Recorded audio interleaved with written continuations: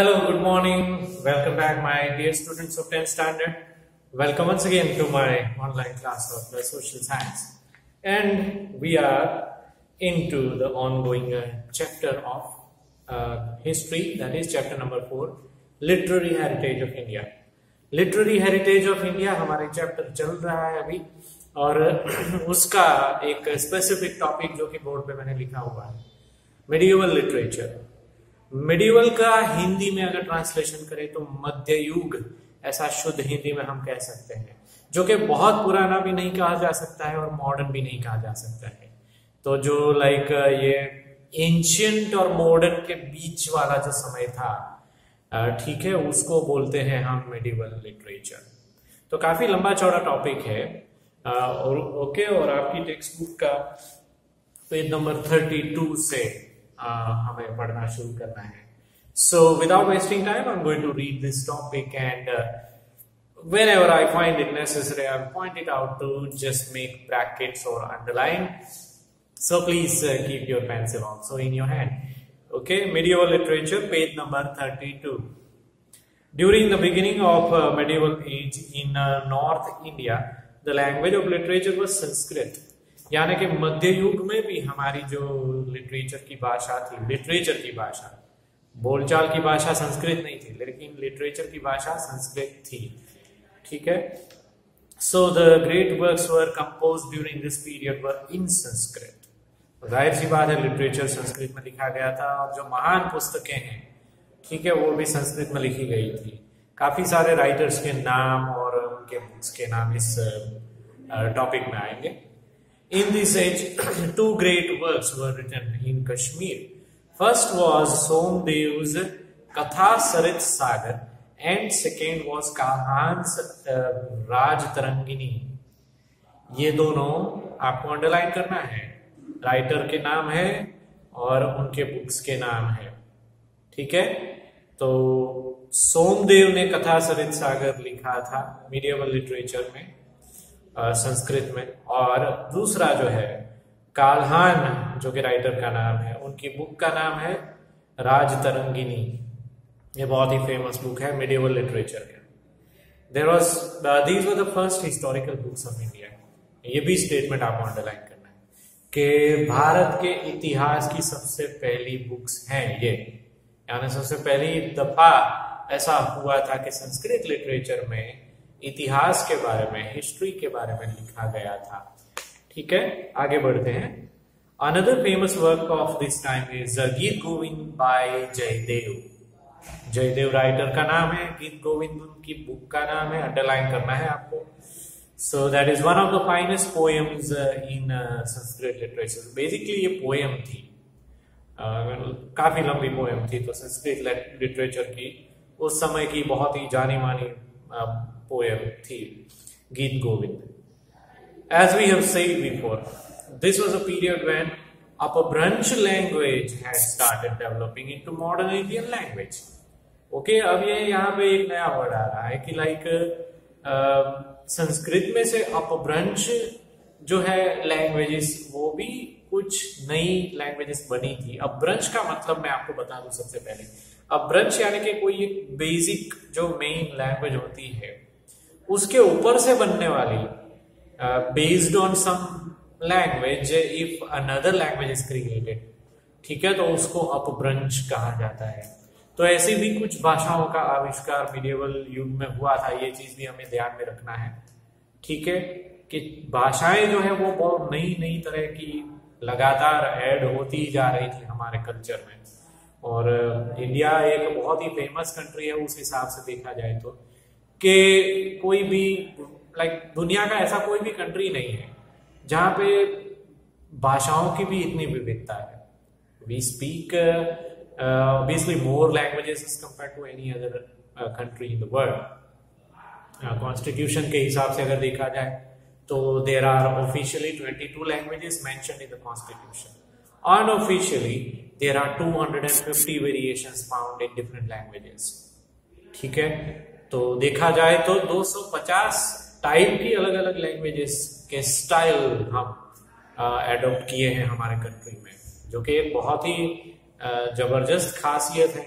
और किसी देश में ऐसा नहीं है। तो तब से ही यानी कि मीडिएवल एज से ही ये जो अपभ्रंश भाषाएं हैं, नई नई भाषाएं बनना, उसका जो प्रोसीजर है वो शुरू हो गया था और इवन आज भी चल ही रहा है, हम ऐसा कह सकते हैं। One of the earliest words in an early form of Hindi was Prithviraj Raso by Chand Bardai. ये बहुत इंपॉर्टेंट स्टेटमेंट है, आपको अंडरलाइन करना है। अपभ्रंश भाषा का हमने नाम लिया तो हिंदी लैंग्वेज मीडिएवल एज में बनी थी, ठीक है, जो संस्कृत से काफी मिलती जुलती है, हम ऐसा कह सकते हैं, क्योंकि उसकी लिखने की स्टाइल जो है वो तो ऑब्वियसली संस्कृत के जैसी ही है। और हिंदी का आविष्कार होने के बाद तुरंत जो एक बुक लिखा गया था वो था पृथ्वीराज रासो, हिस्ट्री का बुक था ये, और हिंदी लैंग्वेज का हिस्ट्री का ये सबसे पहला बुक था, ठीक है, हिंदी लैंग्वेज का पृथ्वीराज रासो, जिसको लिखा था चांद बरडाई ने। चांद बरडाई लेखक का नाम है। The work that marks the beginning of Hindi literature deals with heroic deeds of Prithviraj Chauhan. नाम के ऊपर से ही पता चलता है कि पृथ्वीराज यानी ऑब्वियसली वो पृथ्वीराज चौहान जो कि मेवाड़ के बहुत ही महान राजा हुआ करते थे उस समय के, उनके पराक्रमों की जो कथा है वही है Prithviraj Raso. In this time Sanskrit literature made a great STRIDE in south India.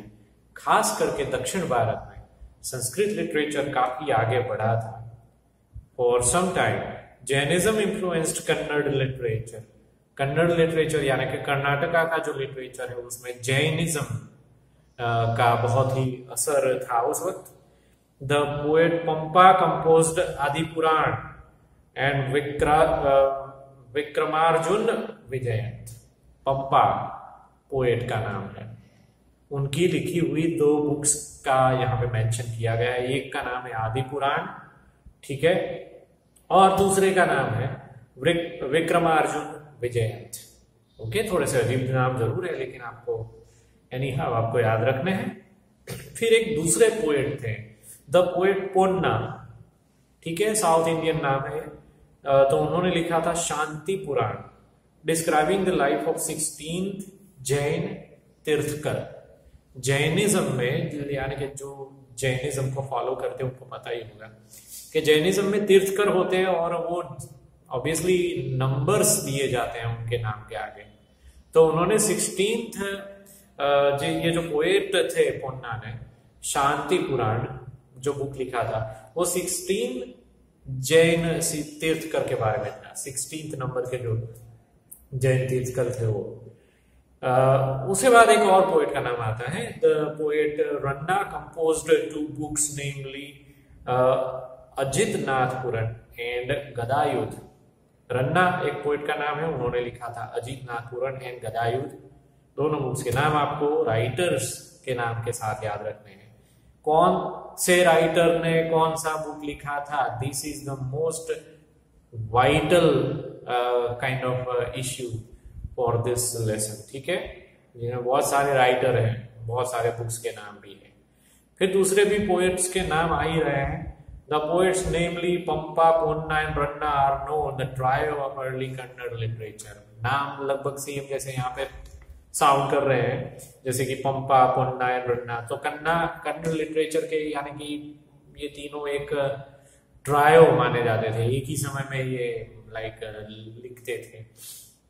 Medieval literature से, मीडिएवल युग से वो बिलोंग करते थे। इसलिए पोएट कंबन कंपोज्ड रामायण।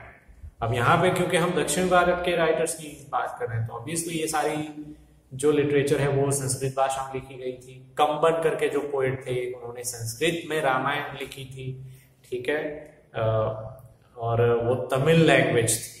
कंबन ने तमिल लैंग्वेज में रामायण लिखी थी। Apart from this other famous literary works were written in Tamil language. हम इस चैप्टर में आगे पढ़ चुके हैं कि तमिल लैंग्वेज जो है that is the oldest of all the Dravidian languages.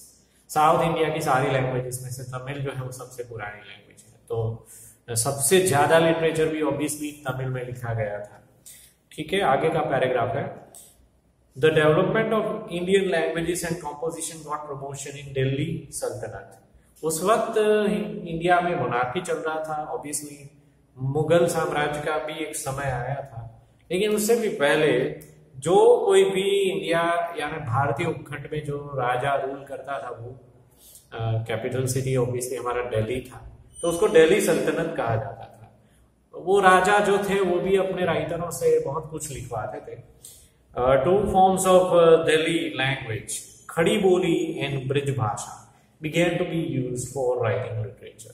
उस वक्त भी हिंदी लैंग्वेज चलती थी, लेकिन लैंग्वेज के प्रकार थे, और वहां पे जो हिंदी लैंग्वेज यूज की जाती थी उसको खड़ी बोली, यानी कि दो टाइप के प्रकार थे, खड़ी बोली और ब्रजभाषा। ठीक है, राइटिंग में ये दो टाइप के लैंग्वेजेस का इस्तेमाल होता था। Many devotional songs were composed in these languages. जो धार्मिक सॉन्ग्स हैं, भजन वगैरह, या तो भगवान की कविताएं, प्रार्थनाएं वगैरह, वो भी मिडिवल युग में काफी लिखी गई थी। Many heroic poems and stories were composed in Rajasthani language, which is similar to Hindi and Gujarati। Rajasthani language even आज भी अगर हम उसको सुनेंगे तो हमें लगेगा कि हिंदी गुजराती से काफी मिलती जुलती है। और राजस्थानी लिटरेचर की खासियत ये थी कि हीरोइक लिटरेचर काफी लिखते थे। वो राजा महाराजाओं के बारे में, वीर योद्धाओं के बारे में, वॉर में किसी योद्धा ने जो कारनामे वगैरह किए हैं, ऐसे टॉपिक के बारे में ज्यादा करके राजस्थानी लिटरेचर में लिखा जाता था। ठीक है, the heroic words like Alha, Udal and Visaldev Raso were popular at that time. ये सारे राजस्थानी हीरोइक लिटरेचर के कुछ एग्जांपल्स हैं। वापिस मैं नाम बोल रहा हूं, अल्हा, उदल एंड विशलदेव रासो, अंडरलाइन कीजिएगा। A book called Chandrayaan written by Mullah Daud is oldest book in Awadhi language। एक अवधी लैंग्वेज भी बीच में आई थी।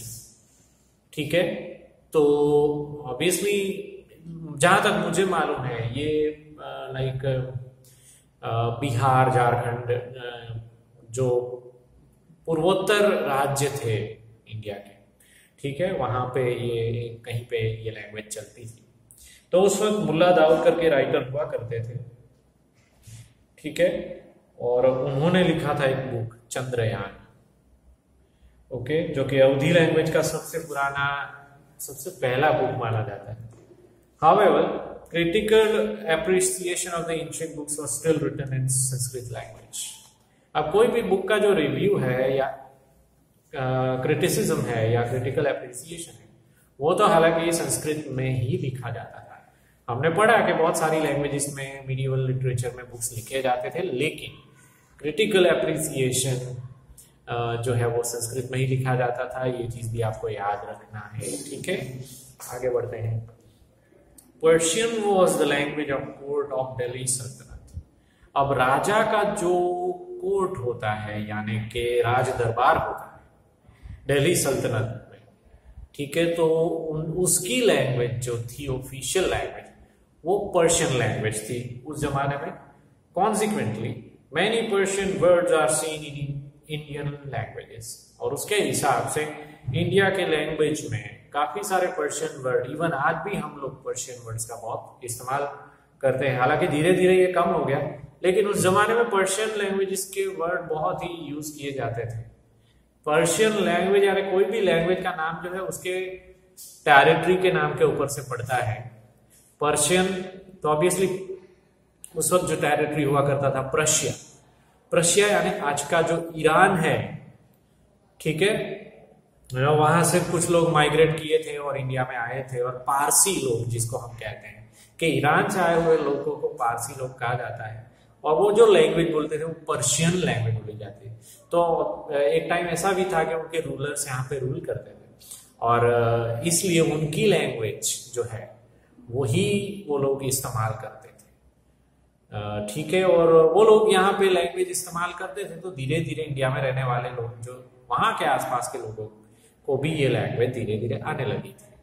बट ऑब्वियसली पूरी लैंग्वेज तो नहीं आती है, इसलिए जो लोगों के बीच में जो कन्वर्सेशन होता है उसमें नहीं, लेकिन जो राज दरबार होता है, किंग का, सुल्तान का जो कोर्ट होता है, वहां पे पर्शियन लैंग्वेज इस्तेमाल की जाती है। और इसीलिए काफी सारे वर्ड्स हमारी लैंग्वेज में आए हैं, पर्शियन लैंग्वेज, आगे इसमें भी आएंगे।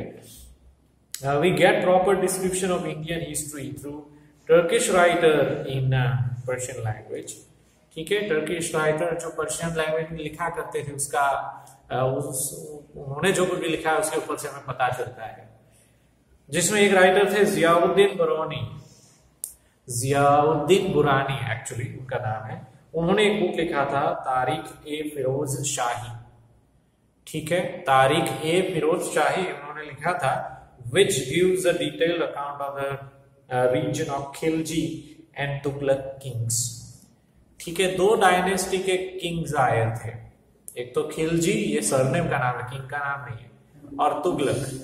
ठीक है, तो उन दोनों डायनेस्टी के किंग्स के बारे में जो एक बुक लिखा गया था जियाउद्दीन बुरानी के द्वारा, ठीक है, उसका नाम है तारीख ए फिरोज शाही, जो कि पर्शियन लैंग्वेज का वर्ड है। ये ऑल्सो रोड, अब उसी राइटर ने दूसरा बुक भी लिखा था, ये also wrote a political theory called Fatwa-e Jahangiri. Political theory के बारे में उन्होंने फतवाए जहांगीरी नामक एक बुक भी लिखा था। आगे का paragraph, the most outstanding literary figure of period was अमीर खुसरो। अमीर खुसरो एक बहुत ही आउटस्टैंडिंग एक राइटर उस वक्त माने जाते थे, हालांकि मल्टी टैलेंटेड पर्सन थे वो। सिर्फ राइटर नहीं थे, वो कवि थे, लाइक बहुत ही ब्रिलियंट म्यूजिशियन भी थे, सिंगर भी थे, इंस्ट्रूमेंट प्लेयर भी थे। ठीक है, और मल्टी टैलेंटेड पर्सन था, और इसलिए वो राजा के दरबार में उनको स्थान मिला था। यहाँ पे लिखा भी है, he was a poet, historian, mystic saint and a composer of music। बहुत सारी चीजें उनको आती थी। He was also a disciple of Nizamuddin औलिया। ये बहुत इंपॉर्टेंट स्टेटमेंट है, आपको अंडरलाइन करना है कि निजामुद्दीन औलिया के वो शिष्य थे, यानी निजामुद्दीन औलिया उनके गुरु थे। He wrote the आशिकी, आशिका है एक्चुअली, मैंने मूवी का नाम दे दिया, ऐसा नहीं है, आशिका ये बुक का नाम है जो उन्होंने लिखा था अमीर खुसरो ने। इसके साथ बहुत सारी बुक्स के नाम यहाँ पे दिए गए हैं। द नाम सिपी है किरातुल सदायान, खजाइन उल फुतुफ, बहुत ही अजीब व गरीब नाम है ये, लेकिन सारे पर्शियन भाषा के वर्ड्स हैं। And several other works of poetry, काफी कविताएं उसने लिखी थी, और कविता लिखने में ज्यादा वो माहिर थे, क्योंकि उनकी लिखी हुई कविताएं वो खुद गाते भी थे, गा के सुनाते थे राजा के दरबार में, तो सबका मनोरंजन भी होता था। And probably for that purpose only he was kept in the court of the king. Okay, he took a great pride of his being an Indian and praised India as the earthly paradise। India में रहने का उनको बहुत मजा आया था। हालांकि मैं आपको आगे बता चुका हूं कि ये जो सारे लोग हैं, ठीक है, पर्शियन लैंग्वेज बोलने वाले, तो वो रशिया से आए थे, लेकिन इंडिया में आने के बाद उनको पता चला इंडिया बहुत अच्छा देश है। और लिटरली अमीर खुसरो ने इंडिया को एक लाइक टाइटल दिया था कि इंडिया एक अर्थली पैराडाइज है। इस दुनिया के ऊपर अगर कोई स्वर्ग है तो वो है इंडिया, ऐसा वो मानते थे, और बहुत ही प्राउड फील करते थे इंडिया में रहने के लिए। ही प्रेज्ड इंडियाज़ फ्लोरा फौना, उनकी कविताओं में ये चीज देखी जाती है कि इंडिया के पेड़ पौधे, प्राणी, पशु पक्षी वगैरह, its beauty, it's buildings, knowledge, learning, सभी चीजों का उन्होंने विवरण किया है और उसका तारीफ भी किया है। ठीक है, he strongly believed that in many respects the essence of Hinduism resembled Islam। ये बहुत ही एक अच्छा उनका एटीट्यूड था कि काफी सारी, वो खुद मुस्लिम थे लेकिन ऐसा मानते थे कि काफी बातों में हिंदुइज्म जो है वो इस्लाम से मिलता है। ठीक है, तो लाइक एक बहुत अच्छी उनकी एक सोच थी, जिससे लाइक हमें परिचय मिलता है कि उस जमाने में ऐसा हिंदू मुस्लिम का कोई डिस्प्यूट या ऐसा कुछ नहीं था, कम्युनल डिफरेंस नहीं था। हिंदू मुस्लिम जो थे वो बहुत ही अच्छे से मिलजुल कर रहते थे, और ऐसे जो कवि राइटर वगैरह होते हैं वो खुद इस बात को इनिशिएट करते थे कि हाँ, हिंदू और मुस्लिम में कोई फर्क नहीं है। ठीक है, जो कि बहुत ही अच्छा एक एटीट्यूड है उनका। He considered Hindavi the Hindi spoken around region of Delhi his mother tongue and composed many verses in it. Okay, उन्होंने एक हिंदी लैंग्वेज उन्होंने खुद भी सीखा था यहाँ पर आके। उस वक्त हिंदी ऐसा नहीं बोला जाता था, लैंग्वेज को यानी हिंदी लैंग्वेज को उस वक्त हिंदावली बोला जाता था। उत्तर भारत में बोली जाने वाली जो हिंदी लैंग्वेज थी उसको हिंदावली बोला जाता था, वो उसने सीखा था और वो मानते थे कि वही उनकी मदर टंग है। ठीक है, so that was his mother टंग और उसी भाषा में उन्होंने काफी सारी कविताएं भी लिखी थी। He composed verses in many languages, उसके अलावा बहुत सारी लैंग्वेजेस में लिखा था उन्होंने। He wrote a number of bilingual quatrains and verses in Hindi and Persian. अब ये वर्ड मैं आपको समझाऊंगा कि उसका मीनिंग क्या होता है। बायलिंगुअल quatrains, बायलिंगुअल यानी कि दो भाषा जो होती है, ठीक है, किसी एक भाषा में लिखने के बाद दूसरी भाषा में उसको ट्रांसफर करना है, उसको बायलिंगुअल। और quatrains का मतलब होता है 4 स्टांजा वाली कविता। ठीक है, तो ऐसे बहुत सारी स्टाइल उन्होंने डेवलप किया था लिखने का, कि जो कविता लिखते थे उसमें बहुत सारी ऐसी कविताएं थी जिसके 4 स्टांजास थे और एक भाषा में लिख के वो दूसरी भाषा में भी उसको ट्रांसलेट करते थे। The healthy tradition started by him continued for centuries after him. Okay, उन्होंने जो एक हेल्दी ट्रेडिशन शुरू किया था वो उनके जाने के बाद भी काफी टाइम तक वो चलता रहा। ठीक है, फिर आगे पढ़ते हैं। The regional kings give great impetus to regional languages of literature. अब थोड़ा सा हम भक्ति वाला जो एक लिटरेचर है उसके बारे में बात करेंगे कि कुछ किंग्स ऐसे थे जो बहुत ही भक्ति भाव वाले थे और उनके रीजनल लैंग्वेज में, रीजनल यानी कि उनका जो स्थानिक लैंग्वेज उनके एरिया में जो चलती थी उसी लैंग्वेज में उन्होंने काफी लिटरेचर लिखवाया था। Bhakti saints preached in the languages of the people. जो संत महात्मा साधु वगैरह थे वो लोगों की भाषा में सबको उपदेश देते थे, जो यानी कि लोग समझ सकते थे वैसी भाषा में वो अपना प्रीचिंग धार्मिक ज्ञान वगैरह देते थे। Many of them like Kabir were great poets. अब उसमें से कुछ सेंट जो थे वो खुद लिटरेचर यानी कि राइटर भी थे। फॉर एग्जाम्पल कबीर, वो खुद एक संत थे लेकिन साथ में कवि भी थे। तो कबीर ने काफी सारा अपना ज्ञान जो है वो अपनी कविताओं के जरिए दिया है, हमें आपको पता ही होगा, शायद आप हिंदी में पढ़े भी होंगे कबीर के दोहे। तो वो दोहे जो होते हैं वो ऑब्वियसली उसमें कोई ना कोई मैसेज होता है, सिर्फ मनोरंजन के लिए लिखा हुआ लिटरेचर नहीं है, वो हमें कुछ सिखाने के लिए उन्होंने लिखा था, ऐसा हमें पता चल जाता है। और आज भी उनके जो कबीर के दोहे बहुत ही वर्ल्ड फेमस हैं, उसको गाया भी जाता है, लिटरली संगीत में उसको कंपोज भी किया जाता है। ठीक है, Bhojpuri and Awadhi were the major dialects during these days. उस वक्त भोजपुरी और अवधी जो थे वो लैंग्वेज के वेरिएशन थे मेन। The works of Kabir are chiefly composed in साधु खड़ी।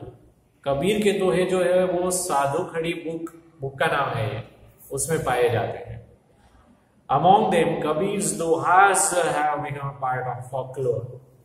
ठीक है, अब हम इतना कह सकते हैं कि कबीर के दोहे अगर आज इतने ज्यादा पॉपुलर है तो ऑब्वियसली उस जमाने में कितने पॉपुलर होंगे। तो हर किसी इंसान की जो लोक जीवन जो होता है, ठीक है, उसका हिस्सा बन गए थे। फिर दूसरे एक राइटर का नाम आता है मलिक मोहम्मद जयासी, रोट पद्मावत इन अवधी। ओके, मलिक मोहम्मद जयासी, उन्होंने एक बुक लिखा था पद्मावत करके एक ऑब्वियसली एक मूवी भी बना है, आपने शायद देखा भी होगा। तो उसी टाइटल से बुक लिखने वाले जो एक राइटर थे उसका नाम है मलिक मोहम्मद जयासी। उन्होंने ये बुक लिखा था Awadhi language. There are many other poets of Awadhi in this period. ठीक है, उसी समय के दौरान अवधी लैंग्वेज में काफी सारे दूसरे भी कवियों ने या राइटर्स ने लिटरेचर लिखा था। Okay.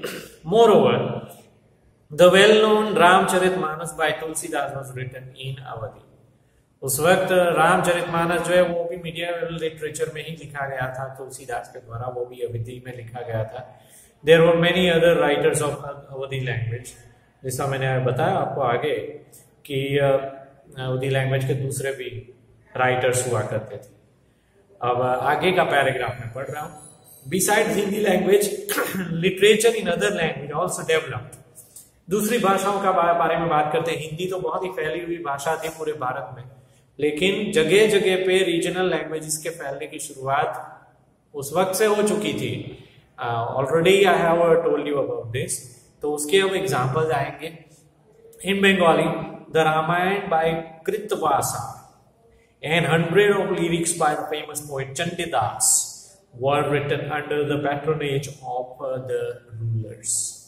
अलग अलग रीजन के टेरिटरीज के जो रूलर्स थे वो राइटर्स को पनाह देते थे अपने राज दरबार में, वो उनसे लिटरेचर लिखवाते थे. तो सबसे पहला एग्जाम्पल है बंगाली लिटरेचर का. बंगाली में रामायण लिखी थी कृतवासा ने. याद रखना है, ये चीज आपको अंडरलाइन करना चाहिए. कृतवासा ने रामायण लिखी थी बंगाली में, और हम बहुत सारे लिरिक्स जो है उस जमाने के फेमस बंगाली पोएट चंडीदास ने कविताएं लिखी थी. ठीक है. With saint Chaitanya the tradition of writing devotional songs began. Chaitanya Mahaprabhu, ये कवि का नाम शायद आपने सुना होगा, महाराष्ट्र के थे. ठीक है. तो धार्मिक भजनों को लिखने का रिवाज जो है, ये एक ट्रेडिशन है, वो उनके आने के साथ शुरू हुआ, क्योंकि उन्होंने शुरुआत की थी. फिर गुजराती की भी हम बात कर सकते हैं यहाँ पे. Narsinh Mehta wrote devotional songs in Gujarati and Namdev and saint Eknath in Marathi. Narsinh Mehta का नाम डेफिनेटली आपने सुना होगा. गुजराती सब्जेक्ट पढ़ते वक्त उसकी कोई ना कोई कविता, भजन वगैरह कुछ ना कुछ तो आता ही है पढ़ने में, आप लोग पढ़े ही होंगे. ठीक है. तो वो भी एक संत थे, ज्ञानी थे, कवि भी थे, और खास करके लॉर्ड कृष्णा के ऊपर उन्होंने, क्योंकि लॉर्ड कृष्णा के बहुत भक्त थे वो, तो उनके ऊपर उन्होंने काफी सारी कविताएं लिखी है. सारे डिवोशनल सॉन्ग्स हैं उनके. और वैसे ही मराठी में संत एकनाथ और नामदेव के नाम फेमस है मराठी लिटरेचर में. There were important developments in Kashmir under Zainul Abidin. Zainul Abidin Kashmir के राइटर थे. ठीक है. अंडर हुज पैट्रोनेज, यानी कि राजा थे, ऑब्वियसली वो खुद लिटरेचर में दिलचस्पी रखते थे. तो Zainul Abidin, under whose patronage many Sanskrit words like Mahabharata and Rajatarangini were translated into Persian. ठीक है. जैनुल अब्दीन कश्मीर के राजा, उन्होंने महाभारत और राजतरंगिनी को, जो कि पहले लिखे गए बुक्स थे, उनको पर्शियन भाषा में ट्रांसलेट करवाए थे. ठीक है. अब यहाँ पे जो आगे का पैराग्राफ है उसको मैं पढ़ रहा हूं. In the reign of kings of Vijayanagar Sanskrit literature continue to develop. Vijayanagar साम्राज्य के राजाओं की अगर हम बात करें तो वो रीजन आता है कर्नाटका का रीजन, और बहुत ही महान राजा उस जमाने में हुए थे विजयनगर साम्राज्य के. तो उन्होंने भी संस्कृत लिटरेचर को बढ़ावा दिया था. However, this was an important period for the growth of Telugu literature. लेकिन साथ में, क्योंकि यहाँ पे हम साउथ इंडिया की बात करें तो कर्नाटका का एक पड़ोसी राज्य है आंध्र प्रदेश, तो वहां पे तो तेलुगु लिटरेचर भी डेवलप हो रहा था. ठीक है. एक राजा का नाम आ रहा है यहाँ पे, Raja Krishnadeva Raya, the great king of Vijayanagara, was also Telugu and Sanskrit writer. खुद राजा भी, कुछ किस्सों में ऐसा देखा जाता है कि खुद राजा भी लिखा करते थे, जिसमें विजयनगर साम्राज्य के सबसे महान राजा का नाम है यहाँ पे राजा कृष्णदेव राय. वो 2 लैंग्वेजेस में खुद लिखा करते थे. दूसरे राइटर से उन्होंने नहीं लिखवाया, लेकिन खुद उन्होंने लिखा है. एक कन्नड़ लैंग्वेज थी और दूसरी तेलुगु. ठीक है. और उन्होंने जो एक लिखी हुई बुक है उसका नाम यहाँ पे एग्जाम्पल में दिया है, ही रोट अमुक्त मलयन. ठीक है. अमुक्त मलयन, ये तेलुगु बुक का नाम है. As in art and architecture, the Mughal period also saw a great development in literature. ठीक है. मुगल पीरियड में लिटरेचर में काफी सारा डेवलपमेंट मुगल साम्राज्य के दौरान भी हमें जानने को मिलता है। यहाँ पे Babur, the first Mughal ruler, was one of the pioneers of Turkish poetry and also the author of very valuable autobiography Tuzuk-e Babur in Turkish। सबसे पहले मुगल साम्राज्य के किंग थे बाबर। वो खुद कविताएं लिखते थे, ठीक है, और टर्किश भाषा में लिखते थे। और उन्होंने अपना एक कविता तो लिखी ही थी, लेकिन खुद की एक ऑटोबायोग्राफी लिखी है जिसका नाम है तुज़ुक-ए Babar, which was later translated into Persian and titled as Baburnama. बाद में ये बुक जो है वो पर्शियन लैंग्वेज में ट्रांसलेट हुई और वो ट्रांसलेटेड वर्जन जो था पर्शियन का, उसका नाम बाबरनामा था। ये दोनों बुक के नाम आपको याद, हालांकि एक ही है एक्चुअली, तुज़ुक-ए बाबर और बाबरनामा, ठीक है, लेकिन तुज़ुक-ए बाबर तर्किश में लिखी गई थी, बाबरनामा उसका पर्शियन ट्रांसलेशन है। अदरवाइज दोनों में कंटेंट एक ही है और बाबर ने लिखा। उसके बाद लिखा है Gulbadan Begum, the sister of emperor Humayun, wrote Humayun Nama. Babur के जो पुत्र थे हुमायूं, उन्होंने हुमायूं नामा लेकिन उन्होंने उनकी जो सिस्टर थी गुलबदन बेगम, उन्होंने अपने भाई के बारे में हुमायूं नामा नाम की एक बुक लिखी थी। Jahangir wrote his great autobiography, Tuzuk-e Jahangiri. नाम से ही पता चल जाता है कि ऑटोबायोग्राफी जो है वो ऑब्वियसली इसमें किंग का नाम आता है, तो that is basically the autobiography of that particular king. तो जहांगीर ने खुद अपना ऑटोबायोग्राफी लिखा था जिसका नाम है तुज़ुक-ए जहांगीरी। फिर उसके बाद एक और मुगल राजा आए थे, Aurangzeb. Aurangzeb also was a prolific writer and the last Mughal emperor Bahadur Shah Zafar was a notable Urdu poet, ठीक है। औरंगजेब खुद एक राइटर थे, बहादुर शाह जफर जो कि आखिरी मुगल एम्परर थे वो भी कवि थे। Hindi literature made significant progress during Akbar's reign. बीच में एक और महान मुगल एम्परर आए थे अकबर, जो कि सारी भाषाओं को सम्मान देते थे और उनके समय में हिंदी लिटरेचर का भी काफी डेवलपमेंट हुआ था और उन्होंने डेवलपमेंट करवाया था।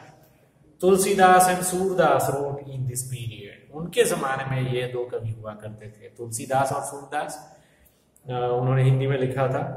The great poet Keshavdas road on love and separation, प्यार और जुदाई के बारे में केशवदास ऐसी रोमांटिक कविताएं उस जमाने में लिखा करते थे। फिर रहीम के दोहे, ठीक है, जिस तरह से कबीर के दोहे पॉपुलर, वैसे रहीम के भी काफी दोहे जो है वो पॉपुलर है, शायद आपने हिंदी में पढ़े होंगे।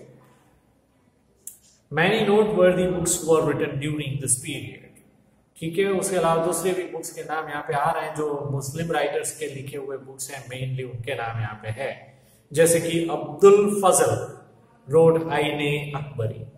अब्दुल फजल उन्होंने आईने अकबरी लिखा था, और उसके अलावा अकबरनामा, ठीक है। तो नाम से पता चल जाता है कि अकबर के समय के दौरान उन्होंने ये बुक्स लिखे थे और अकबर के बारे में ही लिखे होंगे। आईने Akbari gives detail of Indian custom, manner, religion, philosophy, economic condition and almost every aspect of life। अब अकबर के जमाने में कैसा जीवन था, लोगों का इकोनॉमिक सिचुएशन कैसी थी, कैसे रीत रिवाज थे, लोग कैसे थे, उसके बारे में आईने अकबरी में लिखा गया है, ठीक है। तो बहुत ही इंटरेस्टिंग बुक है ये। इसे हम तो ऑब्वियसली उस जमाने में नहीं जीते थे, लेकिन ये बुक पढ़ के हमें थोड़ा आइडिया हो जाता है कि वो जमाना कैसा था, ठीक है। As a historical work it is perhaps unparalleled. यहाँ पे लिखा भी है कि हिस्टोरिकल वर्क के हिसाब से देखा जाए तो ये बुक एक ऐसा यूनिक बुक है जिसकी कंपैरिजन किसी और बुक से नहीं हो सकती। इतना बहुत ही जबरदस्त बुक है आईने अकबरी। फिर उसी राइटर अबुल फजल के जो ब्रदर थे फैजी, उनका नाम है Faizi, was a great Persian poet and he translated many Sanskrit works into Persian। Faizi ने संस्कृत भाषा में लिखा था और काफी संस्कृत बुक्स जो है पर्शियन में ट्रांसलेट भी की थी। Akbar had established an independent department for translation of Sanskrit works like the Mahabharata and Ramayana, okay, and Atharva Ved, the Bhagavad Gita and Panchatantra। ये किंग अकबर का काफी बड़ा योगदान है कि उसके राज दरबार में बुक्स को ट्रांसलेट करने का एक अलग से डिपार्टमेंट उन्होंने रखा था, और काफी जो जाने माने बुक्स थे, रामायण महाभारत तो थे ही, उसके अलावा अथर्ववेद, भगवद गीता और पंचतंत्र को उन्होंने ट्रांसलेट करवाया था पर्शियन लैंग्वेज में। ठीक है। One of the most significant developments during the medieval period was the birth of Urdu language. एक important statement है कि medieval period में उर्दू लैंग्वेज का भी आविष्कार हुआ था हिंदी के साथ साथ। This new language soon developed into one of the richest modern Indian languages. बहुत ही मीठी भाषा इसको हम कह सकते हैं, और खास करके लिटरेचर की भाषा के हिसाब से इसको बहुत ही पॉपुलैरिटी मिला था। बहुत ही स्वीट लैंग्वेज है actually Urdu. It produce great poets. बहुत उर्दू भाषा के कवि उस जमाने में पैदा हुए थे, लाइक वली, मीर दर्द, मीर ताकी, मीर नजीर अकबराबादी, अब्दुल्ला खान, गालिब, इकबाल, ये सारे उर्दू पोएट्स के नाम हैं। ठीक है। अब आगे का पैराग्राफ पे नंबर 34 पे, Urdu prose also developed in the early 18th century when the translation of most of the historical works from Sanskrit into Urdu began. अब क्योंकि एक नई भाषा आई उर्दू, इसलिए उर्दू में भी अब ट्रांसलेशन वर्क होना शुरू हो गया। जो पहले पर्शियन भाषा में लिखा गया था वो सारी बुक्स धीरे धीरे करके उर्दू में ट्रांसलेट होने लगी। यहाँ पे लिखा नहीं कि कौन सी बुक ट्रांसलेट हुई थी, लेकिन बहुत सारी हुई होंगी, ऐसा हम कह सकते हैं। At the same time, original prose work in Urdu was written.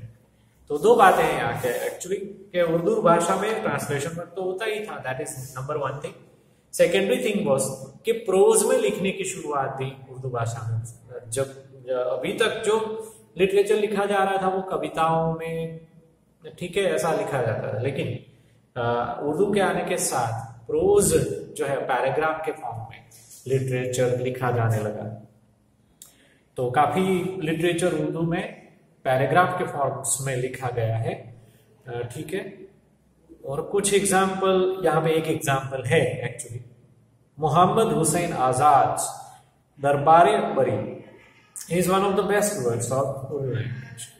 Okay, दरबार अकबरी बुक का नाम है उर्दू लैंग्वेज की, बहुत ही फेमस था, और उसको लिखने वाले थे मोहम्मद हुसैन आजाद।